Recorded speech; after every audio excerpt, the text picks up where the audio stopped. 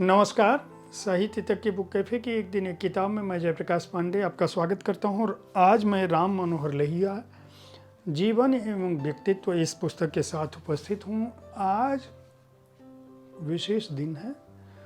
सन 1967 में आज ही की तारीख को डॉक्टर राम मनोहर लोहिया ने इहलोक से प्रस्थान किया था। उनका समाजवाद क्या रहा है, उनकी राजनीति क्या थी, उनका जीवन दर्शन क्या था, उस पर यह पुस्तक राम मनोहर लोहिया जीवन और व्यक्तित्व, नीलम मिश्रा ने यह पुस्तक लिखी है।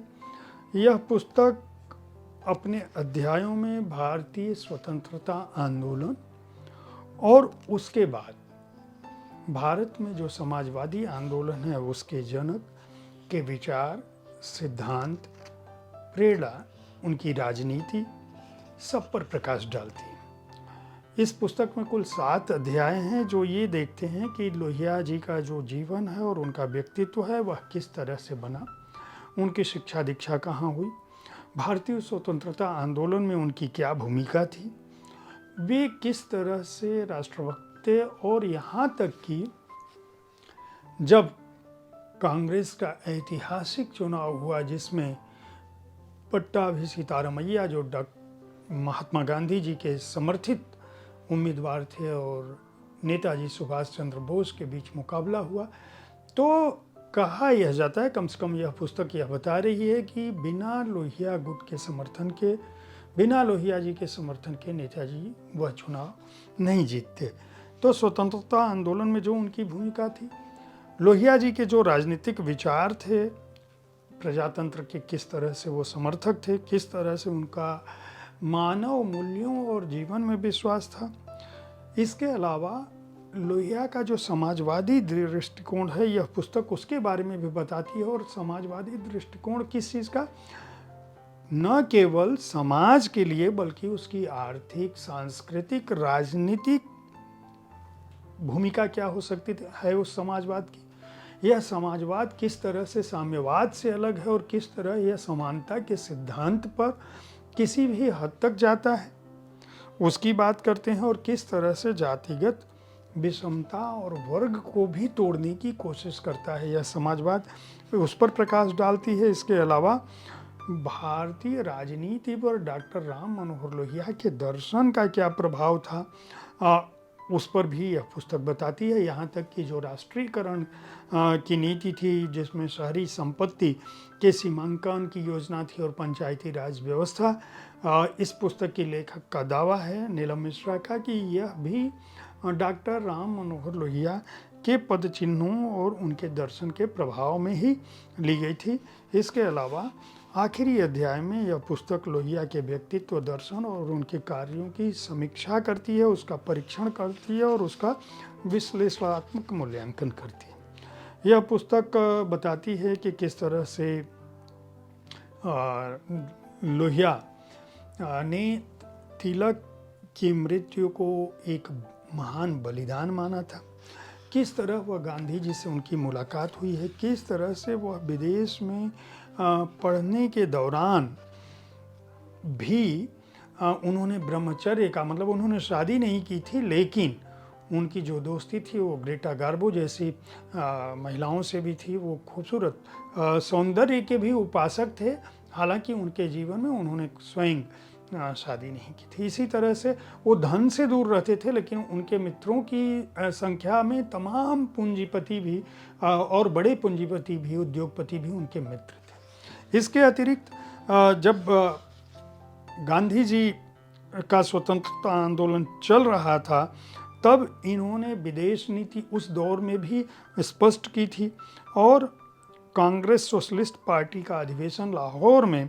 किया था और उसके ये सदस्य चुने गए थे। और उन्होंने जब पूरे देश में आज़ादी का उन्माद था और विश्व युद्ध जारी हुआ तो इन्होंने 4 जो सिद्धांत दिए उसमें युद्ध भर्ती का विरोध किया था, देशी रियासतों में आंदोलन तेज करने की बात कही थी, ब्रिटिश मालवाहक जहाज़ों से माल उतारने और लादने से इनकार करने के लिए मजदूर संगठनों को उकसाया या प्रेरित किया था और युद्ध कर या युद्ध कर्ज इन दोनों को नामंजूर करने का आह्वान किया था। इसके साथ साथ न लेने का भी आह्वान किया था।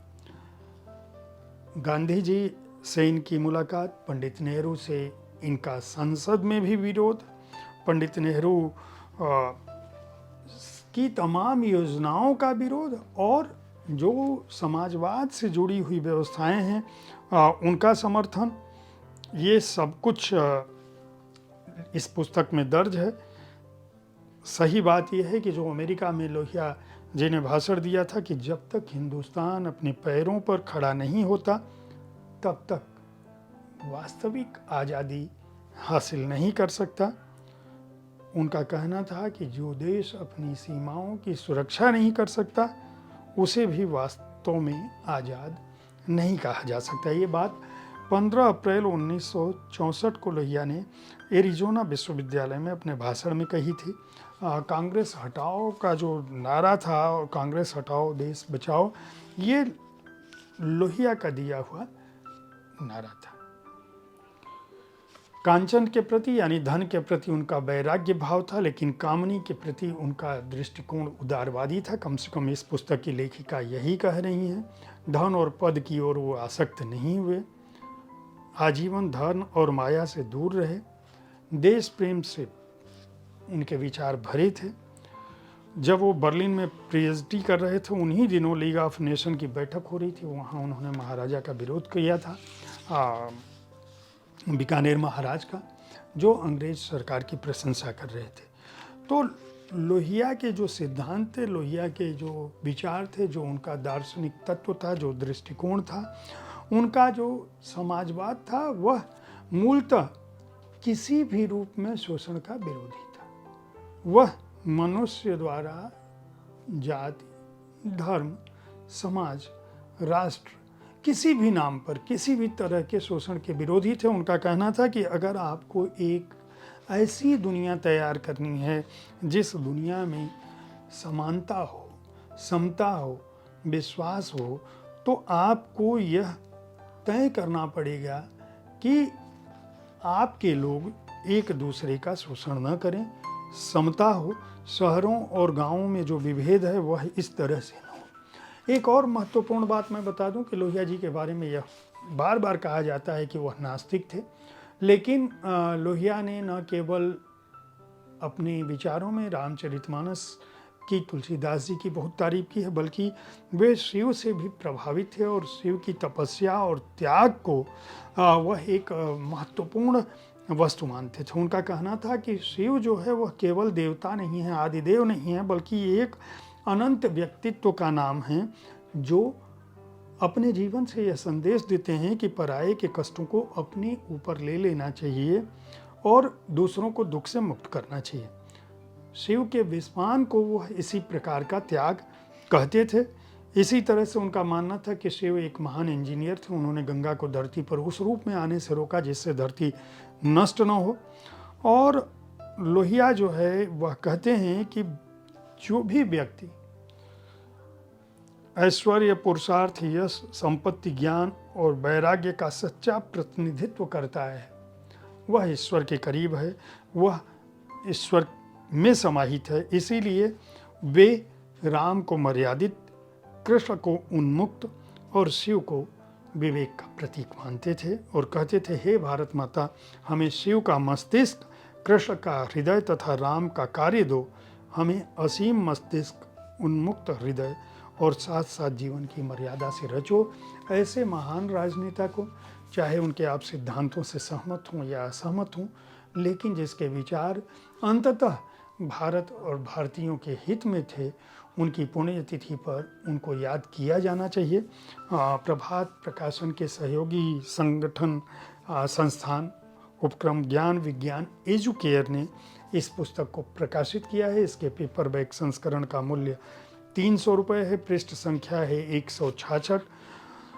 नीलिमा मिश्रा जो डॉक्टरेट की उपाधि इन्होंने विनोबा भावे विश्वविद्यालय हजारीबाग से हासिल की है। समाज सेवा में इनकी अपनी पैठ है। उन्होंने यह पुस्तक लिखी है। इस पुस्तक के लिए उनको बधाई दी जानी चाहिए।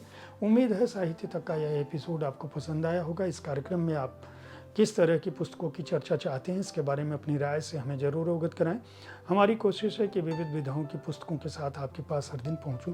ताकि आपको अपनी पसंद की पुस्तक चुनने में आसानी हो। कल ठीक इसी समय ऐसे ही किसी एक कृति के साथ मैं फिर मिलूँगा। देखते रहिए साहित्य तक। धन्यवाद।